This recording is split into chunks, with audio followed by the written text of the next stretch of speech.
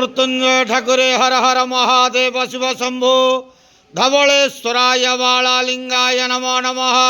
दीपं यदि परम ब्रह्म दीपं यदि जनार्दनः दीपाहरतु मे पाप पूजा दीप नमस्तुते। धवलेश्वराय बालालिंगाय नमो नमः। संसार सुखी रखंतु।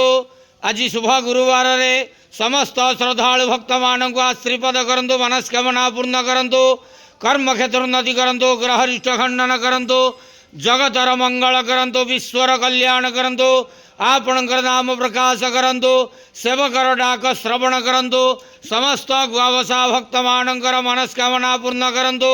जो जो भक्त माने आपण पाखरे मानसिक रखिछंती तांका मानसिक पूर्ण करंतु।